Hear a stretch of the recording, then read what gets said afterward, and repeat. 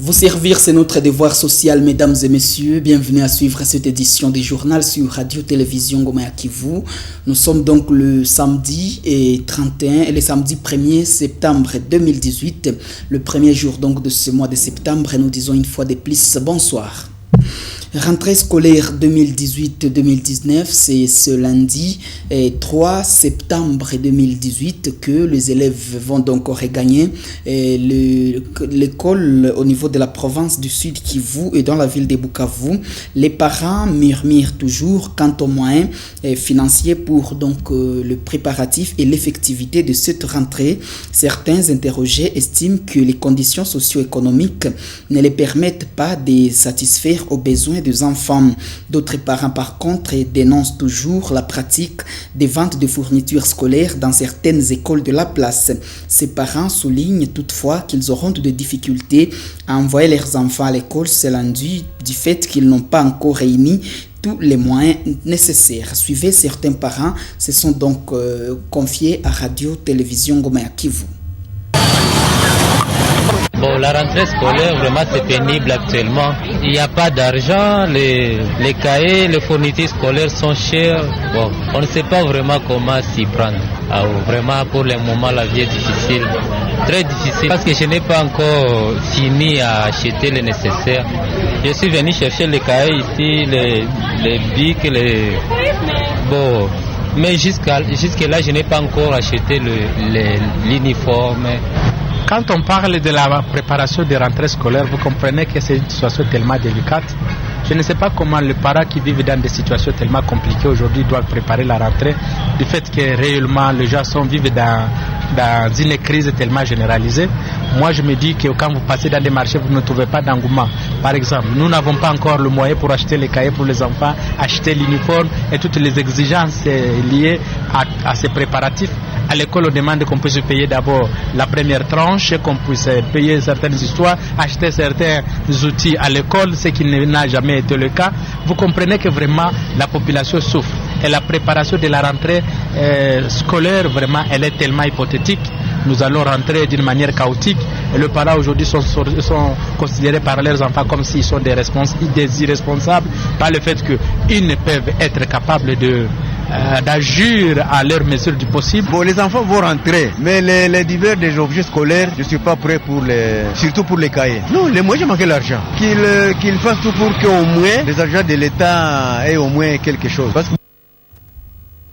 Et puis la société civile noyau communal d'Ibanda ainsi que le syndicat du marché de Nyawera haussent les tons et dénoncent la présence de immondices au niveau du marché de Nyawera. Ces structures demandent à la mairie de Bukavu d'évacuer ces déchets qui bloquent déjà la route à cet endroit et qui peuvent causer des maladies hydriques aux habitants environnants et qui vivent dans cette partie de la ville de Bukavu. Gloria Asifiwe, le point. Ils l'ont fait savoir ce samedi 1er septembre 2018 lors d'un sit-in organisé derrière le marché de Nyawera pour dire non à la présence de ces immondices. Le rapporteur adjoint de la société civile noyau communal d'Ibanda, Eli Matabaro, souligne que cela fait plus de 2 mois que ces dépotoirs des déchets n'est pas évacué et cela donne non seulement une mauvaise image à cet endroit, mais la population environnante ainsi que les restaurants sur place sont exposés à plusieurs dangers sanitaires. Elimata Baro déplore les faits que la mairie de Bukavu fait payer une somme de 500 francs congolais à chaque marchand par semaine pour la propriété du marché, mais sur le terrain, rien n'est fait. Notez que le maire adjoint Darius Somoni Mukunda est arrivé sur les lieux pour s'enquérir de la situation. Il a promis de s'approprier cette lutte. Aujourd'hui, nous sommes, comme vous le voyez, à Sitine. Nous sommes en train de réclamer, n'est-ce pas, les droits syndicaux du marché de Gaoura pour le dépotoir que vous voyez derrière moi. Pour votre souvenance, les syndicats du marché de Gaoura avaient, n'est-ce pas, en collaboration avec la mairie, engagé la société Agrouni pour, n'est-ce pas, la propriété au sein du marché de Gaoura. Ça fait de cela 3 mois, pour votre souvenance, que la société Agrouni n'est pas en train de respecter son contrat qui est de rendre propre les dépôts des indices du marché de la route. Nous, comme société civile, nous sommes dit pourquoi ne pas saisir des dossiers. Parce que, voyez-vous, ces dépôts peuvent être à l'origine, n'est-ce pas, des maladies, pourquoi pas des cas d'Ebola. Aujourd'hui, si nous sommes en train d'organiser des sit-ins ici au marché, c'est pour interpeller les autorités de la province de s'approprier, n'est-ce pas, la propriété dans la ville de Bukavu. C'est pour après le lancement de la fameuse campagne Bukavu, ville propre par la mairie de Bukavu. Presque 2 heures, la situation est toujours la même. Voilà. Au niveau d'Agrouni, jusque-là, c'est sans réponse. Nous sommes confus. On s'est dit, n'est pas, n'est-ce pas, abandonner notre élite, continuer notre élite, jusqu'à ce qu'on puisse trouver des solutions en rapport avec notre élite. Le gouverneur des provinces Claude Nyamugabo vient d'assister en vivre et non vivre les sinistrés de différents incendies dans la ville de Bukavu. C'est notamment ceux de la CMA, la Confédération Monde des Artisans du marché Tubimbi, de Rukumbuka et de Bizimana. C'est ce samedi 1er septembre 2018 que l'autorité provinciale a donc remis ses dons aux différentes victimes de ces incendies. C'est donc dans le cadre de la réalisation de la promesse du président de la République, a souligné Claude Nyamugabo. Ghislain Watongoka était présent pour les comptes de la RTNK. Suivez son reportage. L'autorité provinciale du Sud Kivu avait annoncé qu'un plan de contingence avait été élaboré et qu'une aide substantielle devrait faire suite à l'aide que le gouvernement provincial avait apportée aux sinistrés. Un important lot de vivres et non-vivres composé de tôles ondulées, des sacs de riz, des sacs d'haricots, de la farine, des bidons d'huile végétale, des couvertures, des matelas et autres ont été remis à ses compatriotes en vue de soulager tant soit peu leur souffrance. À cela s'ajoutent les fournitures scolaires, cahiers et rouleaux de tissus bleus et blancs à la veille de la rentrée scolaire. Maître Claude Nyamugabo Baziboué a en effet été à Chimpunda, au quartier Nyakaliba à Kadutu, sur avenue industrielle à la Confédération Monde des Artisans, CMA, ainsi qu'au quartier Tchaï, en envie de signifier la solidarité de la République à tout Congolais victime des catastrophes. Une manière de dire qu'au Sud Kivu, il n'existe pas des oubliés de la République, un geste significatif qui a été salué par les bénéficiaires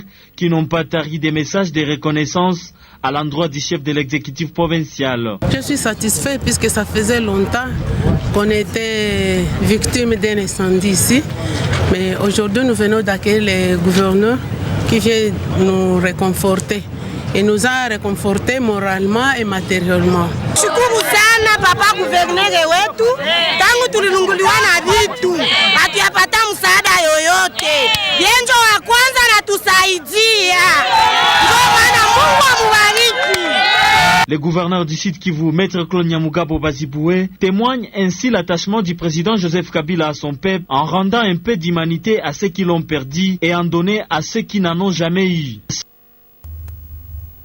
Merci Ghislain Watongoka pour ces reportages des habitants de Bukavu réunis au sein du club de soutien à la candidature d'Emmanuel Ramazani Shadari promettent leur soutien indéfectible à cette personnalité politique du pays pour la présidentielle du 23 décembre prochain. Ces derniers l'ont exprimé à travers une marche pacifique de soutien qu'ils ont tenue dans la ville de Bukavu, c'est tout le vendredi suivi.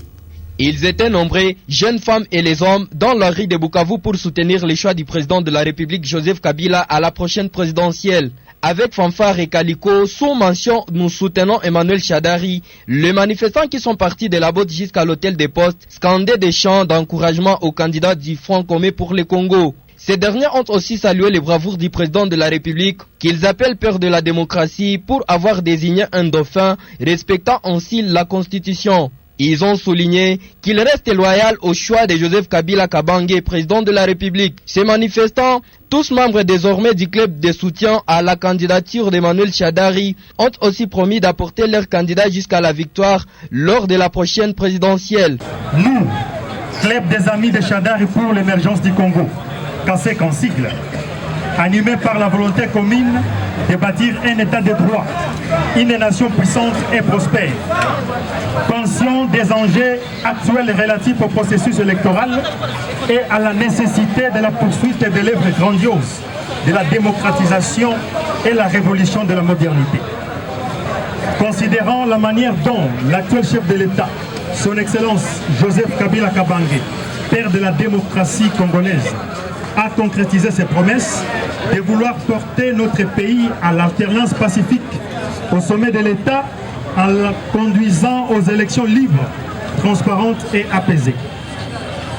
Vu le patriotisme démontré par le chef de l'État, Joseph Kabila Kabange, président de la République démocratique du Congo, en respectant sa parole pour l'alternance pacifique à la tête de la République démocratique du Congo d'ici 23 décembre 2018. Fier de la désignation du signe du fils du pays à la personne d'Emmanuel Shadari comme candidat du Front commun pour le Congo, à qui nous promettons soutien indéfectible de toute la population du Congo en général et du Grand Kivu en particulier. Signalons que les marches du JAR se sont déjà déroulées dans plusieurs villes de la RD Congo. Et puis les habitants de Nyamugo et du quartier Nyamugo dans la commune de Kadutu dénoncent le paiement mensuel d'un montant de $15 américains par ménage pour 6 mois afin d'utiliser les latrines publiques. Ces habitants l'ont dit à travers une lettre adressée au maire de la ville et dont une copie nous est parvenue. Selon donc Bahati Kabela, l'un des signataires de cette lettre, il fait savoir que depuis l'époque coloniale, la population de cette partie de la commune de Kadutu utilise pourtant ces installations gratuitement. Bahati Kabela est ici devant la caméra de Gloria Asifioui. Ce que nous venons d'adresser au bourgmestre de la commune de Kadutu, c'est par rapport aux latrines publiques que nous avons utilisées depuis l'époque coloniale. Ça ne date pas de longtemps. Au cours de cette semaine que nous venons d'achever aujourd'hui, nous avons été appelés par le chef de quartier, Madame Hawa, pour nous informer que nous devons commencer à payer ces latrines. Par latrine, $15 par mois. Et nous devons faire une garantie de 6 mois. Demander aux autorités, parce que ce n'est pas la première fois qu'on a vendu cet espace. On l'a déjà vendu autant de fois, au moins pas moins de 3 fois. Et la population se débattit pour récupérer l'endroit. Et finalement, nous venons d'écrire cette lettre aux autorités pour en savoir plus. Et puis, des journalistes de Bukavu viennent de bénéficier d'une formation sur l'information électorale, mais aussi la sécurité des journalistes en période de crise électorale et sécuritaire. Ces derniers ont donc réussi cette formation de la part de l'ONG Journalistes en danger en collaboration avec l'ONG Journalistes sans frontières. Une formation de 2 jours qui s'est donc clôturée ce samedi 1er septembre 2018 et a pris part Justin Mwamba qui est donc que je vous propose de suivre son reportage. Pour Tuver Wundi, point focal des jets au Nord Kivu et formateur, on ne peut pas avoir des élections libres et transparentes sans les médias indépendants. Pour ces derniers, ces assises permettent aux chevaliers de la plume et du micro de couvrir les informations électorales et la sécurité des journalistes en période de crise politique et sécuritaire. J'ai départi des constats des 2 dernières années sur des cas d'atteinte à la liberté d'expression et de la liberté de la presse recensée sur l'ensemble du pays. En 2016, on a eu plus de 80 cas d'atteinte. En 2017, plus de 120 cas d'atteinte. Ce qui augure une crainte pour dire maintenant que nous sommes à une période électorale où il y a des soubresauts politiques, le journaliste peut encore être beaucoup exposé. D'où il est temps de prévenir. Dans cette prévention, c'est que nous partageons les informations autour des normes juridiques de protection, des instruments juridiques de protection, des différentes institutions qui peuvent venir en aide à un journaliste lorsqu'il est en difficulté, mais aussi donner une sorte d'outil de gestion de ses personnels de rédaction afin qu'ils puissent être à mesure de satisfaire le besoin de l'auditeur, du téléspectateur ou du lecteur, qui est notre unique patron. D'autres notions, telles que la sécurité du journaliste, les journalistes en période de conflit et que faire et ne pas faire sont aussi au rendez-vous. Et terminons cette édition du journal par la santé. 554 malades de choléra ont donc été soignés entre le 28 mai et le 19 août à Baraka dans le territoire de Fizi, soit une moyenne de 46 cas par semaine, et cela pendant 11 semaines, rapporte Médecins Sans Frontières MSF. Selon donc les calculs de l'organisation, cela présente près de 70% de cas de choléra rapportés dans la province par la division provinciale de la santé d'EPS Sud Kivu. MSF souligne que 3 mois après le début de l'épidémie, la réponse pour prévenir et stopper la propagation de la maladie reste très largement insuffisante et la population affectée ne dispose toujours pas d'eau potable en quantité suffisante. De plus, la mobilisation des acteurs et des ressources qui leur sont nécessaires pour se coordonner et répondre à cette urgence. Cela étant, MSF interpelle les autorités et les acteurs humanitaires de trouver une réponse urgente pour permettre à la population d'accéder durablement à l'eau potable et aux services d'hygiène et d'assainissement pour stopper la propagation de cette épidémie.